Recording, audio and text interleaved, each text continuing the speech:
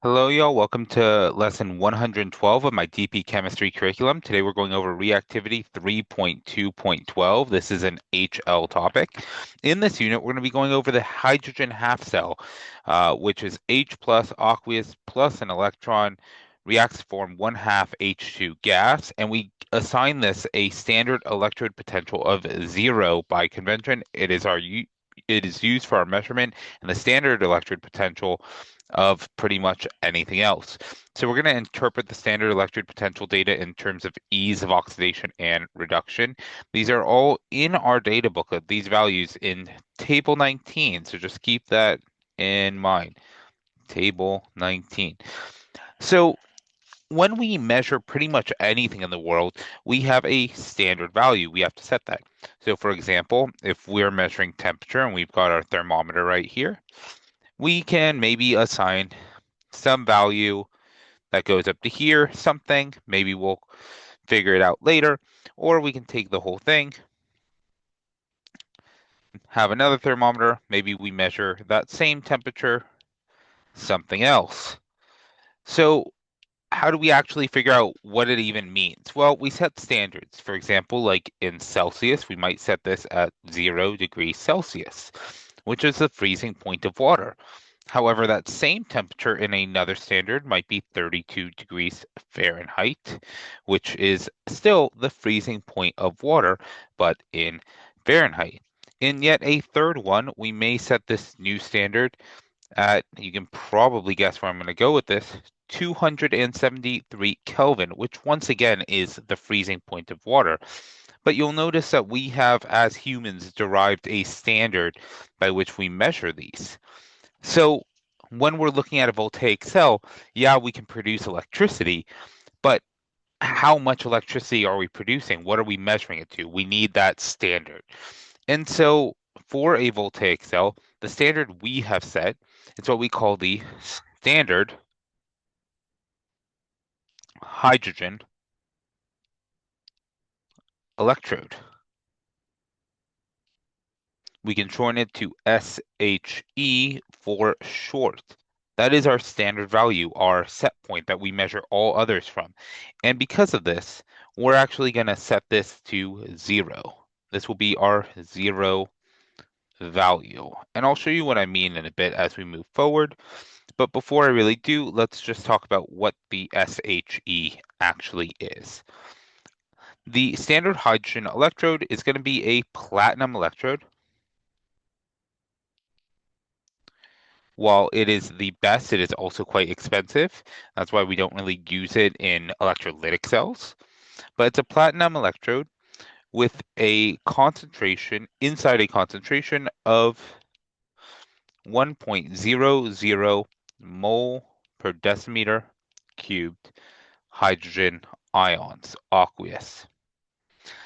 So that is our electrode. What we then do is we bubble hydrogen gas over the electrode. This is done at, this is done at STAP, standard temperature and pressure.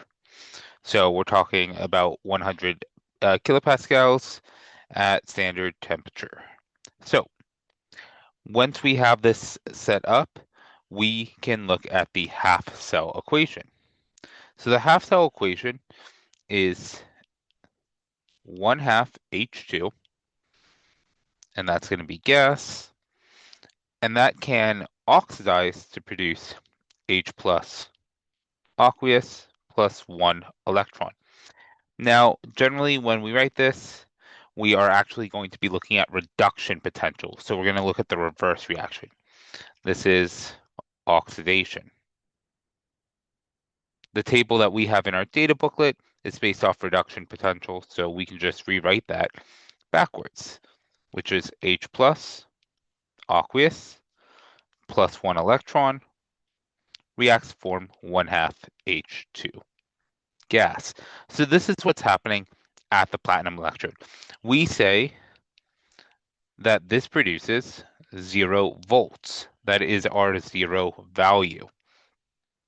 and that is what we refer to as the standard electrode potential. I'll change color for this one. This is our standard electrode potential. And there it is. Remember that this must be done with a platinum electrode as it's an inert electrode, and this is the key for our standard hydrogen electrode to work at all. From this standard electrode potential, this uh, E with our theta symbol at the top, or E standard, it is not theta, it is standard. We can look at all chemical reactions in reference to this. So all reactions can now be compared to our value for hydrogen. This is what we're going to use for all electrochemical cells. We are still going to use volts as measurement at STAP. All right. So what we do is we actually, for this process, we join each half cell with our SHE in a voltaic cell and measure voltage. So this is where we get all of our different table values that you see in table 19, all of our standard electrode potential values. Furthermore, we do this at 1 mole per decimeter cubed for all our solutions. So we're going to ensure that we still have the same concentration of each of our aqueous ions, and we are looking at reducing potential.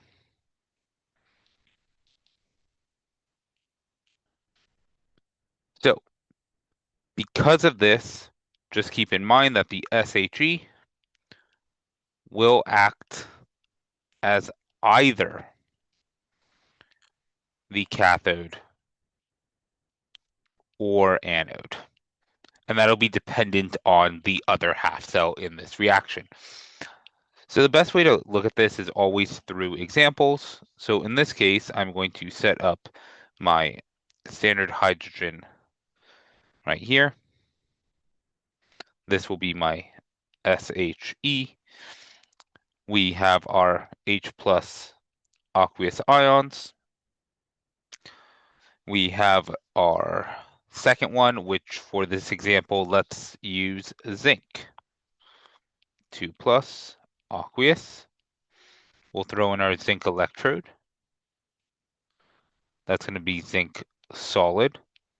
We'll connect these to a voltmeter, and then we'll connect the whole thing with a salt bridge. Now, this is going to produce a stream of electrons moving this way as they leave the zinc and go into the hydrogen.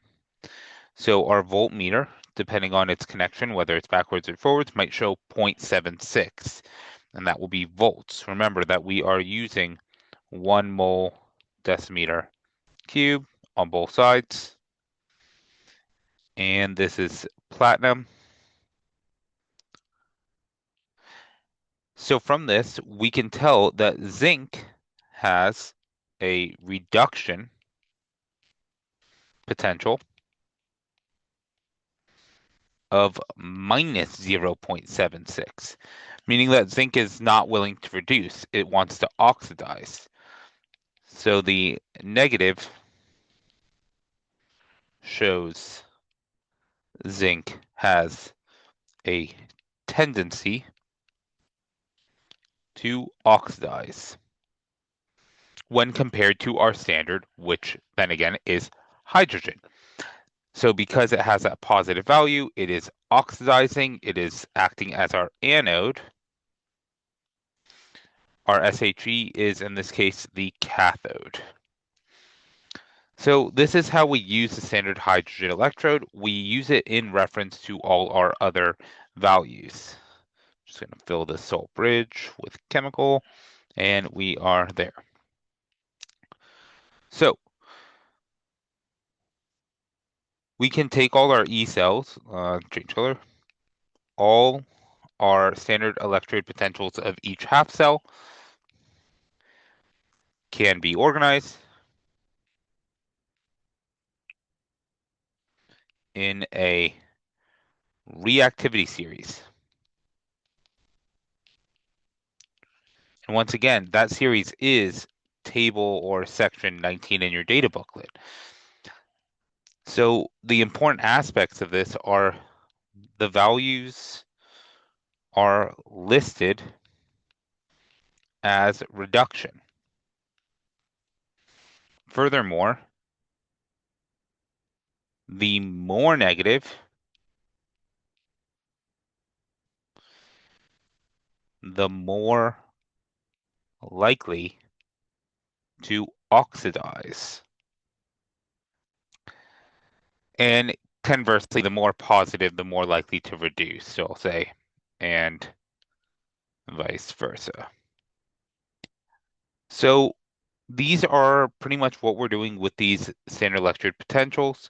Um, these are also reversible because these are what we call state functions. So these values are state functions, which, like any of our state functions, like for example, enthalpy, it is reversible with a sign change. So much like enthalpy, if you just flip it around, you flip around the sign. So for example, if I look at table 19 and I pull the barium reaction, barium 2 plus 2 electrons